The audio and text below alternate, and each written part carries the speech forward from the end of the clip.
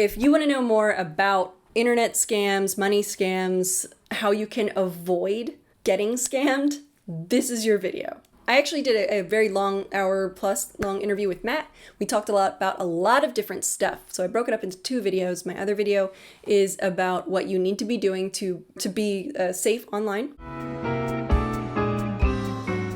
Hello, my name is Kate Moody. You can call me Ms. Moody. I am your money librarian, here to help you outsmart your money so you can have more savings, more fun, and less stress. Today, I am joined by internet security expert, Matt Meis. Matt has all three authority factors that I look for when I'm searching for people to trust on information. Yay! Matt runs Domain Alarm, a internet security service. Can you tell us a little bit about what your business does? Yeah, so our business stops criminals right as they're setting up infrastructure to attack people. So we want to make sure that people are safe, they're not losing their credentials to phishing sites. And so we detect them and take them down for our clients, which are normally banks and credit unions. Could you tell me what are some of the more common scams that people use to get into others' accounts? The biggest one is phishing. So it's sending you a fake email that says, hey, we noticed a large transaction on your account. Can you click here to log into your bank and make sure that it wasn't you? And your bank won't contact you that way. None of your banks will contact you via email or text message. It's also called smishing and when it's a text message. So how do banks usually contact you? They're going to call you.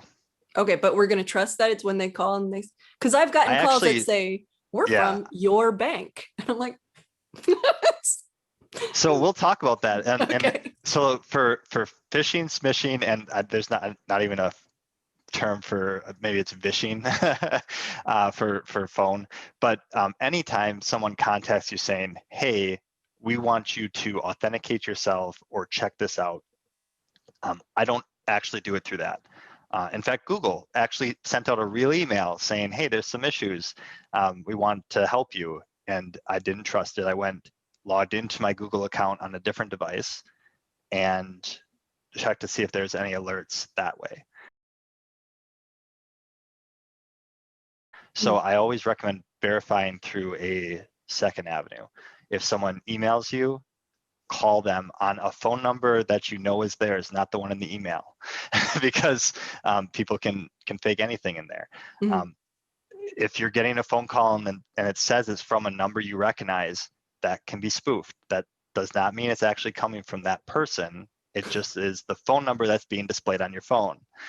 So you should hang up and call them back. If it was them, they'll say, why did you do that? If it wasn't them, you'll know instantly. So always verify a different way. Yeah, I've heard usually like if your bank calls, like grab your debit card or something, flip it over and call the number on the back. Or, I guess you could open up the app and call the customer service number that is in the actual app of your bank or credit card or whoever. So it's usually phishing, or what did you call it? Smishing? Smishing, yeah. It's like SMSing, Okay. but basically text message. And it's the same idea as an email. They say, hey, there's a problem, click this link, and then they try to route you through their infrastructure. Okay, there's been a lot of talk in the news about internet security with the big hacks, with the oil pipeline, the meatpacking agency, Massachusetts and New York transportation systems. But like hacking into major companies has been happening for years. Yes. Can you tell us like what's the big deal now? What's the difference? Yeah. So the difference now is ransomware is just more prevalent. So almost all of these companies have had some kind of ransomware event where there is a virus on their network that encrypts their data or locks them out of their systems, and now they can't function as a business. Mm-hmm. And so they have a few choices when this kind of thing happens. They either have to pay the ransom and hope they get that access back without the virus still being there, or they were smart and prepared for this event and they have backups that they can restore their systems from, both data and the actual networks. Now, more recently, these ransomware people are trying to do more advanced, so they call it a triple threat. One is locking people out. Mm-hmm. Two is not giving them their data, but then the third one is selling their data out. So they say, well, if you don't pay the ransom, you may be able to recover, but we're going to sell all your customers' information online. And so that last one is even more ransom-like, where it's really detrimental to the company's reputation. Wow. So that's like super evil. Yes. Yes. They're finding more ways to do to get money from that same infection. We talked about ransomware a little bit and what they might do to a company. The same thing can happen on your home network, which could be a real problem, right? If your home computer, you can't access it. But So, I don't have an IT team to deal with it right, either. right. And a lot of times, you know, it's for lower amounts. At least you're not paying $1 million because they know it's a home. So they still are asking for large amounts, of $500 to $1,000. And so having a backup is a great option. At least you have your data. Most times people don't have sensitive enough data where it's going to be sold. Like that's not what people are doing to individuals right now. So just have a backup and you're good for ransomware. There are some banking viruses and things like that, but most of the time you have to get them from some website or downloading some file. So the biggest thing with your computer and being safe on the internet is don't download any files or any programs that you're not sure of or not sure of the source. Try to validate them in some other way. Okay. Don't download files I don't absolutely know. Or for example, the biggest thing is if someone says, hey, here's a PDF of this book, it's just on this Google Drive. Well, if you don't know the person's Google Drive, like if it's just some random Google Drive out there, don't touch it. It's probably has a virus or has some problem. Okay, because I've definitely gone into strangers' Google Drive accounts when they had a file, like not a PDF, but usually a doc or maybe a spreadsheet, assuming that it was fine because it was living on a server somewhere else and not on my computer. But now you're saying I can't do that. No, unless you know the person's Google Drive or you get a link from a trusted source, I wouldn't go to them. The most recent attack that's been happening right now is fake SharePoint sites. Because a lot of businesses use SharePoint and they'll say, hey, here's the invoices from last week, and you have to log in to view them. And one, they get credentials, and then two, when you download them, then they have a virus on them too. So they get you in two ways. When I was on Domain Alarm's website earlier, you guys have an example of one way that they can trick you in the phishing emails about having it look like in a URL, but instead of a capital L, or sorry, a lowercase L, we'll have a capital I. So it looks like the exact same URL, but technically it is not. And I was like, oh, that's so tricky and so basic. And I would 100% fall for that, probably. Yeah, and in that case, so a lot of people think of, well, if you hover, it looks different. Yeah. No, it still looks the same because it's still that impersonation of a website. So yeah, impersonation websites are awful, or otherwise they're known as lookalike websites. Really read the website that you're going to because it's going to look the same when you get there. They like to copy the site they're impersonating. Stop the Phish is a kind of a public service, and what we're doing with Stop the Phish is there's some great blog articles coming out on there. And it's ways to really learn more about the banking system, ways that it's being attacked, and then ways that you can help protect yourself and your organizations. So absolutely check out stopthephish.org. There's some great content up there and we're continually updating it. We're going to have a new blog series called Phish Fry Fridays. So please tune in for that.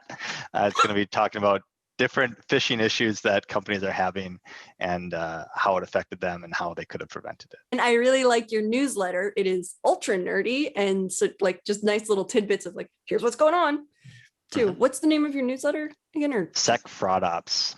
I post every Tuesday with basically just general articles that are out there in the news about new ransomware that's happened, or here's how organizations can do better using zero trust, and then sometimes a fun article about grandmas winning the lottery. So you never know what you're going to find in there. I like to vary it all the time.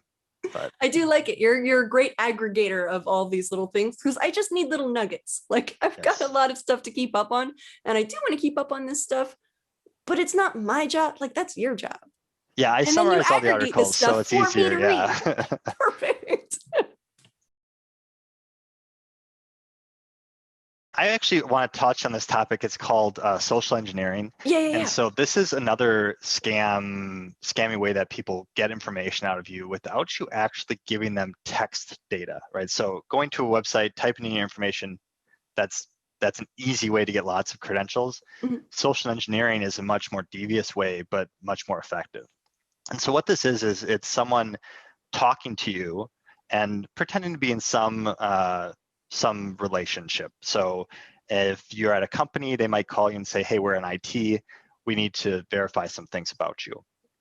And they might ask you some questions. And these questions could be to specific ends. So some of them might be to understand you as a user better, or the company or their software better. And this might help that criminal organization attack you or the company later. And so understanding, let's say, the version of Java might give them a really good idea of what vulnerabilities does that version of Java have that we can leverage, which it may not seem like an important thing to divulge over the phone to your IT person. And so that's what social engineering is. It's talking to people and trying to get them to do what you want to do, either being very nice about it, or sometimes they make it a high pressure, high stakes situation, just want to get you talking really fast so that you're not thinking about the repercussions of what you're doing. That weird information that you don't think is important, especially when there's lots of pieces of it, that starts to build a really interesting profile, right? So I might call you and say, hey, I'm looking to have you do this survey. Will you do this for me with 5 minutes? And it's going to help choose the Republican Party or choose the nationalist, National Parks Foundation, whatever. It's going to help them understand their people better. You say, sure. And so then they start getting in a conversation with you about, do you have pets? And, oh, my pet's name is Freddie, what's yours? And they are very personable. And later you end up giving them your pet's name, your mother's maiden name, your What high school did I go to? all of your security questions that may help them reset a password on your account, right? And just through a natural conversation, it can feel like they're giving just the same information to you, but they're using yours in a bad way. That's so dirty. It is, So and dirty. it's a huge thing in the cyber community because people are usually easier to get that information from than a server. You can't smooth talk a server to divulging what it knows. I kind of want to see somebody try though. What would that look like? Well, it looks like hacking, but it's not the same language, so it's not as romantic. But I think this smooth talking idea comes into a game at different security conferences, and they'll have flags that you have to get. Okay, get the version of Java, get the version of Chrome, ask if they're running Firefox, and there'll be 20 questions. The more flags you can get, the better. You have 5 minutes, go. And these are just random phone numbers that they call, or so do you know? what happens is the people have they have up to a month to prepare for this phone call beforehand without contacting the company. So they can use any open source intelligence. For example, let's say you were attacking Wells Fargo in this simulation. And so you go on Wells Fargo's website and you can see their top executives. You might even see some contact information for the company. And so you try to figure out the best person to call and what their number is. And then you try to figure out what number might be interesting to call from. Because again, I said you can spoof that, right? You can fake that phone number. So a lot of times you'll fake as the IT department or the help desk. So say, I'm calling from the help desk. I want to call Barb in accounting because I've researched Barb and she's a 45-year-old lady that doesn't know much about computers. So I'm going to be able to maybe get a little more information from her than someone else. That's great. And so then they start asking questions. And this is at the conference, there's just like, and then you can watch and see these people doing this, and they're in a soundproof booth to try to stop the noise, because people are talking and engaging with what's happening Mhm. in the call. And it's interesting because some people notice right away and hang up. Other ones notice halfway through, and it's really, you can see that as they're answering questions, they start becoming more suspicious, and it's interesting how different people end the conversation. Be suspicious. If someone contacts you, you can always contact them back. Just don't trust them. Okay. And if somebody starts asking you just sort of strange but not invasive questions, like little red flags. Yes, absolutely. Yes. And if there's anything ever that has a time limit or a bad thing will happen, those are big red flags. If you ever start feeling nervous on a phone call, it's probably someone trying to socially engineer you, because they want to get you in a state where you're not thinking clearly, Mhm. because that helps them finish their job. You have such uplifting information for us all. I try. So like I said, there's some things that you can use to spot it. So try to remember that next time you're on the phone where you might feel uncomfortable talking to somebody. There might be a reason why. Okay, thank you. I would like to thank Matt Meis from domainalarm.com, internet security extraordinaire, for all the amazing information he gave us today. I know that you learned something. It was awesome being here. And if you need any more less confusing things, feel free to check out Stop the Fish, and we have some great explanations. Even Domain Alarm, we have some really great explanations of how these things work and why they work. So yeah, and I will put links down below for Domain Alarm, Stop the Fish, and the newsletter. Cheers.